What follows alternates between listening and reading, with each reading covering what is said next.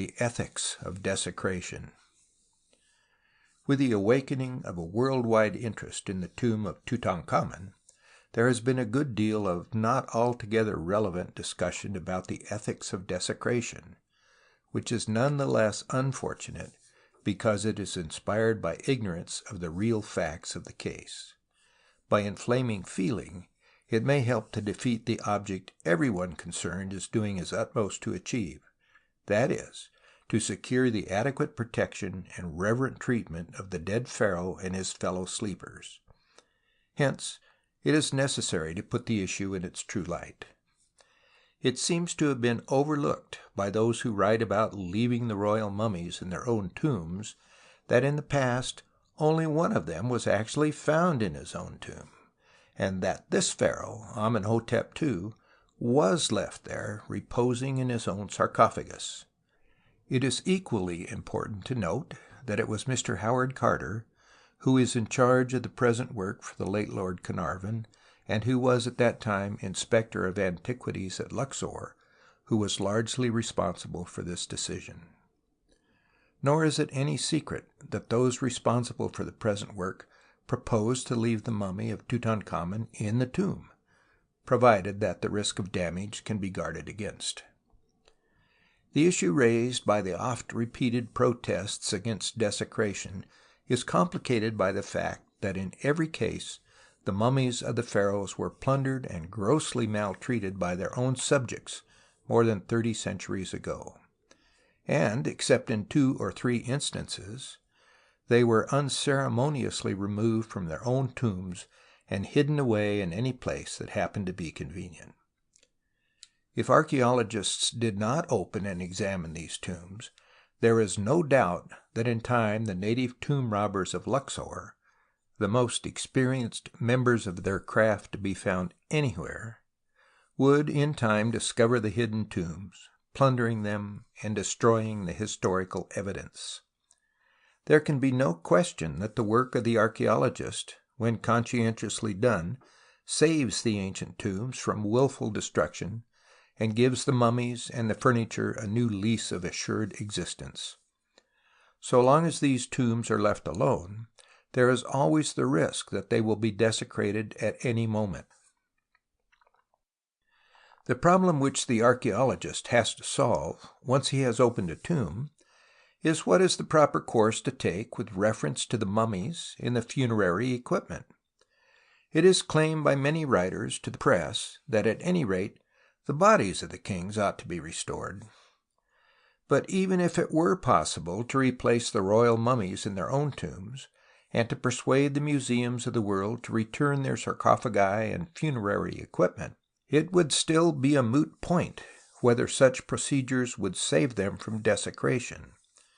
For, unless large sums of money are spent in equipping the tombs against the attacks of robbers and providing guards, such measures would defeat the purpose that prompted them.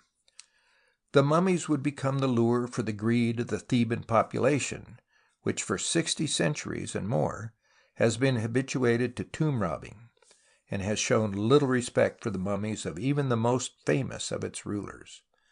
In fact, the most powerful sovereigns of Egypt have suffered worst at the hands of the people of their own metropolis. The mummies of the greatest emperors and wisest statesmen of the 18th dynasty, such as Thutmose III and Amenhotep III, were stripped and badly mutilated, and it is more likely than not that the mummy of the famous Hatshepsut, the Queen Elizabeth of Egyptian history, was totally destroyed. Even when Amenhotep II, together with the mummies found with him, were left in his own tomb, it was not long before the tomb was entered by plunderers, and wanton damage inflicted on the bodies left in it. In my volume of the official catalogue of the Cairo Museum dealing with the royal mummies, gruesome evidence is given of the mutilation effected upon the bodies of a prince and 2 princesses in this tomb, both by ancient and modern robbers. The moral of all this is that unless the tomb is rendered burglar-proof, and in addition is protected by adequate guards, it is inviting desecration to leave the mummies in them. Everyone immediately concerned with the problem of Tutankhamun's mummy agrees that, if it is feasible, it should be left in its own tomb and adequately protected there, after a thorough examination of it has been made, and all the information as to age and infirmities which the X-rays can afford has been obtained. The late Lord Carnarvon was strongly in favour of this course of action, and Mr. Howard Carter has always been in favour of leaving the mummies in their tombs. But if this is done, they must be adequately guarded, for it is not an exaggeration to claim that in the past the removal of the royal mummies to the Cairo Museum saved them from destruction, or from being broken up for disposal to tourists. In former centuries, some of them were sold to druggists, for as Sir Thomas Browne expressed it 2½ centuries ago, "The Egyptian mummies, which Cambyses or time hath spared, avarice now consumeth. Mummy is become merchandise, Mizraim cures wounds, and pharaoh is sold for balsams." But apart from such considerations, the fact has not received due acknowledgment that the archaeologists who are investigating the tomb of Tutankhamun are clearly not engaged in a work of destruction or of desecration, but are striving to preserve his remains and his treasured possessions, and to secure his name and his record from the oblivion which he himself and his representatives strove so hard to avert.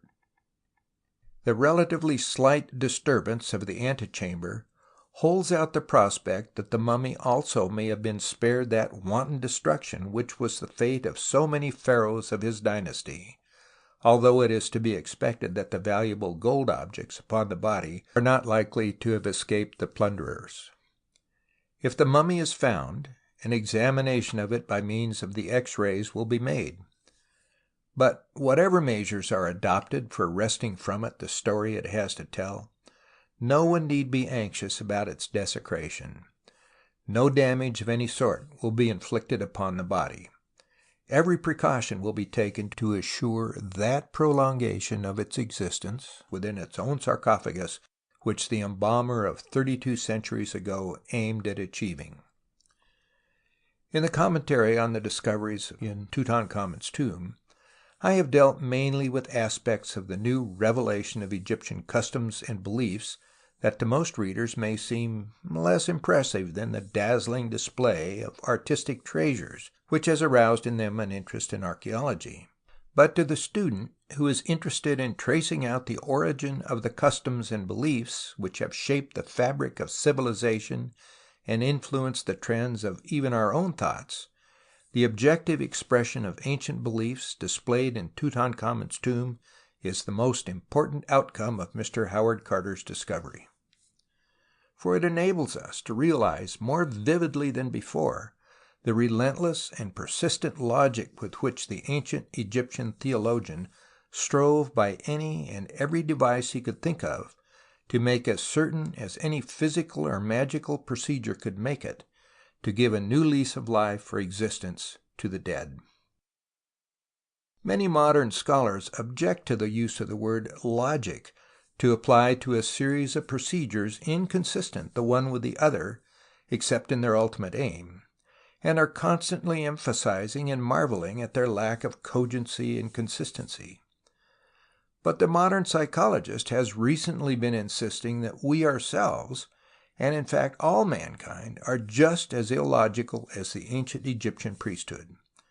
In our everyday life we are hourly doing things as glaringly inconsistent the one with the other as anything that the Egyptians ever did. It is merely that our wider acquaintance with the nature of matter and the properties of living creatures enables us the more readily to hide our inconsistencies and rationalize our statements, so as to hide our ignorance and lack of cogency. In this connection, it is important to try to put ourselves in the position of the theologians of Tutankhamun's time, and ask whether it is likely that they really imagined the ceremonial couches to be potent to transfer the dead king to the sky. They knew perfectly well that the couches could not effect this physical transference to a topographical heaven. But long usage had accustomed them to attach a definite symbolic meaning to the ceremonial practice of placing the mummy of the king upon such couches. This was supposed to confer upon the dead king immortality and divinity, to identify him with the sun god Re in the sky. The problem which is perhaps responsible for most disagreement between Egyptian scholars today is the relationship of the two gods Osiris and Re, with both of which the dead king was identified as a means of attaining immortality. The obvious connecting link between them is the role assigned to Horus, who, as the son of Osiris, is charged with the function of securing for the dead king the same boons which he was able to confer on Osiris. Yet, as a sun god, intimately associated with Re, Horus could also secure for him the solar heaven and enable him to dwell with Re, if not be identified with him, in the sun. There is a profound difference of opinion whether Osiris or Re was the earlier god.